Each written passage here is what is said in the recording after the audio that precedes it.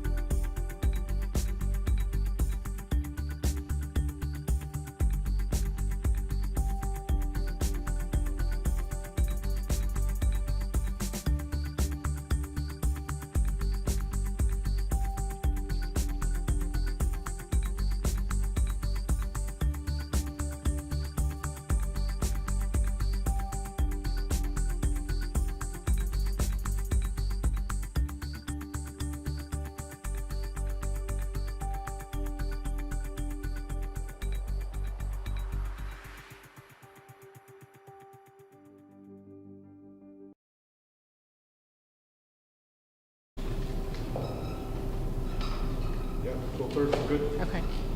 Everybody ready? Yep. Okay. All right. Good afternoon, everyone. Thank you for coming out today. We're here to give a couple updates. One of my goals was to talk about the new detail that we had formed, the stance officers, and then also to give an update on some overnight car break-ins. One of the things that we've seen over the course of about a month are a substantial increase in car break-ins in neighborhoods just like this where we're here today.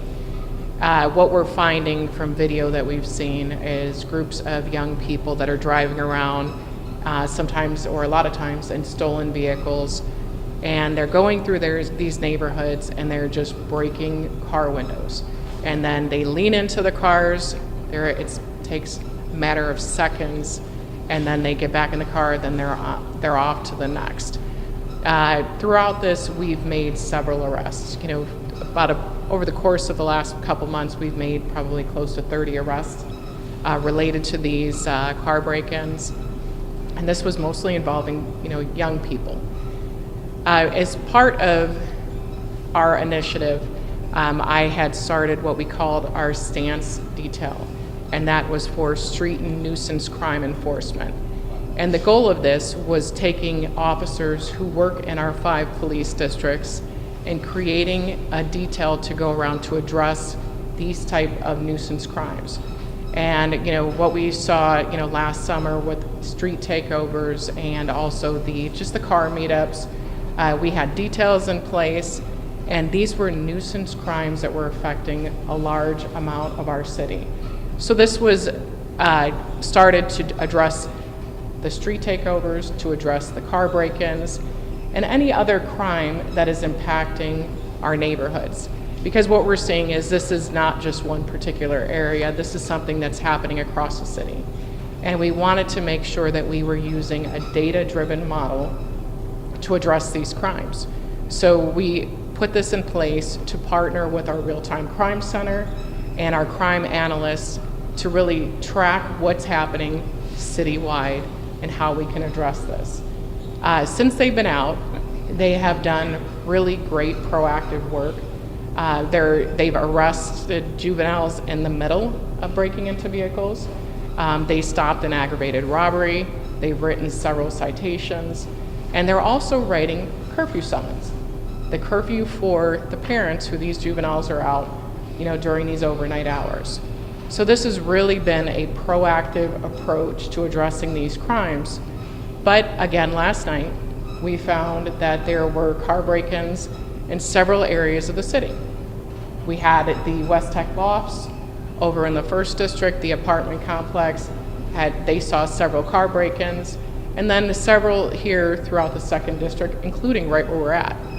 And if you look outside here at West 29th and Church, we have a trailer camera. It's a big camera that captures the video footage for what's happening in this neighborhood. It's got a big blue flashing light, and even with our trailer camera here capturing this, these vehicle break-ins are still happening. And what we're finding a lot of times is it's just left damage to these vehicles. A lot of times nothing is even taken from the vehicles, but our residents are coming out and they're, you know, impacted. It's cold outside. Now you have a broken window on your vehicle. You can't go where you need to go, and it's just unacceptable. So I want the community to be aware that we are continuing to change our methods as we see changes and what's happening. And, you know, we are going to keep, you know, making adjustments to our stance unit, but also our frontline officers. They are still out there. They're still proactively patrolling these areas, and we are going to continue to address these issues that are impacting our community. And we have to hold the individuals accountable for what's happening. We've partnered with juvenile court. They've been great partners with us on addressing these issues, on making sure that when we make these arrests, they're accepting the juveniles at the detention home. This is an all-of-government approach, an all-of-community approach, and we also need the community's help to keep a watchful eye on what's happening. And if something does happen in your neighborhood, check your cameras. See if you've captured anything. Additional footage could be helpful for what we're doing. So we want to make sure that everybody is a part of this and people are talking to each other, but they're also letting us know what they're seeing. So with that, I will take any specific questions on this. Yes, ma'am. Hi, yes, Jennifer Jordan from Fox 8 News. Since stance has been created, how many arrests have been made? So I can give you it's a little outdated numbers, but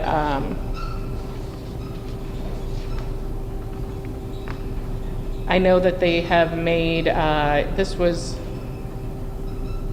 in the first week that they were operational. So we started them on October 31st. They had made 4 felony arrests, 2 juvenile felony arrests, totaling 6 there, and they've also issued several citations and also curfew summons. Are these the same group of kids that are doing this? Have you had repeat offenders, or is it different people every time? A lot of times we are connecting them.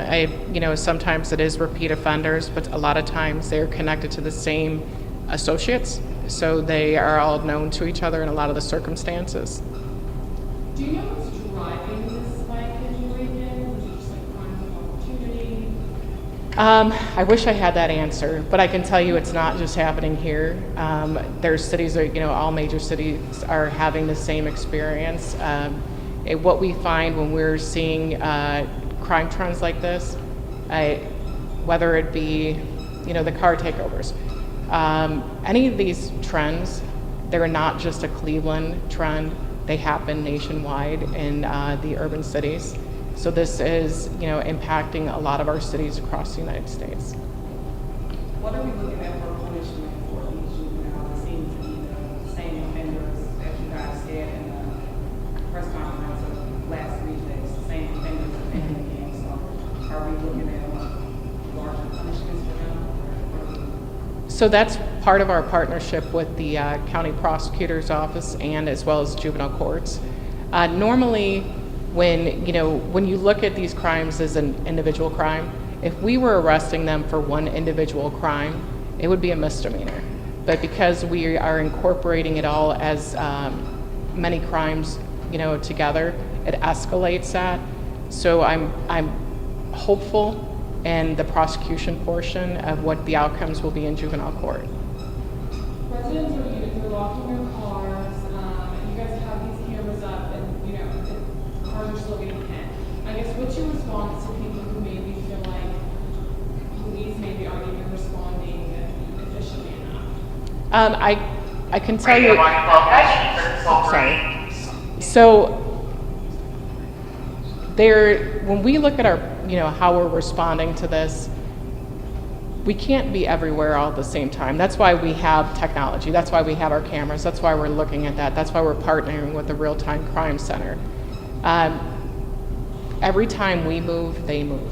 It's like, it's not that they're, the officers are tracking them. They're using our license plate readers. So they are following them throughout the city when these crimes are occurring as well. So when they know that there's been an area hit, the officers who are proactively out there are following them throughout the city. So it's not necessarily about response times, but a lot of times when you see this happen, people are sleeping and nobody knows it happens until the next morning. So it's not reported. That's why we're asking the community to make sure they're keeping a watchful eye. If they hear something, look, just check to see if you see something, and if it's something suspicious, to let us know. Because a lot of times we don't find out that these crimes occurred until the next morning when someone goes out to their vehicle. You mentioned break. I'm sorry. Chief, people that I've spoken with are not happy about your response times. Specifically when people are calling about a street party before it gets out of control and no one shows up until something bad happens. What is concerning to you about that? So when we look at each individual complaint, if there's a complaint specific, then we will look at that and we will do an evaluation on, what if there was a delay for service or how the call was categorized. And a lot of times what you see, dependent on if it's a single call, multiple calls, the dispatchers evaluate those calls, and that's how they are categorized for officer response. But we can, I know that you had some specific questions about Are you certain evaluating incidents. the Highview Drive incident where a 15-year-old was killed? Calls came in for an hour, and then when the shooting happened, it took another hour before police showed up. I will get to the specifics on that incident, because what we do is we work with our dispatchers on exactly what our response was to make sure everything is accurate, so I will get that back for you. And we looked at some data from 6 months on response times. Many took over a half hour for priority 1. Hundreds took over an hour. Is that acceptable? I can tell you that no, it's not acceptable, but I can tell you that our officers, a lot of times when you see something, especially when it's in the warmer months, when officers are on high priority assignments, and there's several that happen at the same time, it does make it challenging. And part of what the supervisors do is they monitor those calls and they, continually check with our dispatchers for updates so that they know how to properly control and which cars, which priority is the most important at that time. So it can get challenging. One of the officers or supervisors I spoke to a couple days ago, they called it the perfect storm. Because I asked about a delay in a call, and they said it was a perfect storm. At the same time that this occurred, we had a shooting here, we had an overturned vehicle here, and we had to reach out for assistance from another district because multiple things were happening at the exact same time. So is it an officer shortage? When we talk about our deployment of our frontline officers, we have a set car plan that we have to stick to. And that a lot of times includes, overtime for the officers or mandates to cover those shifts. You mentioned that cars are being damaged. How many vehicles are actually being stolen and possibly used for other crimes? So a lot of times we find that the incidents like this, there is a stolen car that's used. Sometimes that car comes from our city, sometimes it's stolen from a different city. I don't have the exact number of our auto thefts, but a lot of times they will use the same vehicle multiple times. And, we still see a lot of those are Kias. We're seeing a lot of that as the particular vehicle that they're using in these crime sprees. And Chief, you mentioned curfew summons. Are there other tools or ways to hold parents accountable who have kids that are committing these crimes? So at this time, we are also talking with our prosecutor's office about that. What other measures can we take for accountability for the parents? But at this time, we are, taking a proactive response on juveniles who are out after curfew and who are, committing these crimes. We're making sure that there's some accountability for parents as well. Chief, what do you tell people, especially on these quality of life issues, that they may not call because they may think it's going to take forever, no one's going to show up? What do you tell people? You have to call. That is the most important thing. How we, when we look at these quality of life issues, we have measures in place for making sure how we deploy and how we investigate. And the stance detail is just that. We find crimes that are impacting a large number of the community. We don't have all the answers. We wish we did. But we are trying every measure we can. And a lot of what we do is about our technology. Our technology is so crucial to what we do.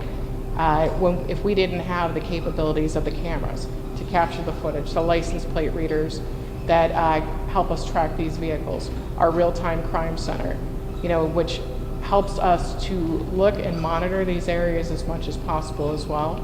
But it impacts everyone, and we need to know what's happening in the neighborhoods. That's the most important thing. So if you see who I have with me today, these are our district commanders. These are, representatives from all 5 of our police districts, as well as our technology section and our deputy chiefs. So we're representing the entire city here to make sure that you see our commitment to help the community to resolve these issues, to make sure that they feel safe. Thank you. All right. Thank you, Chief. Thank you so much. You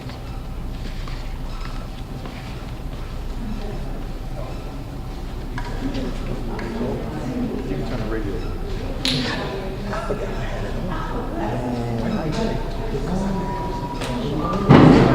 on.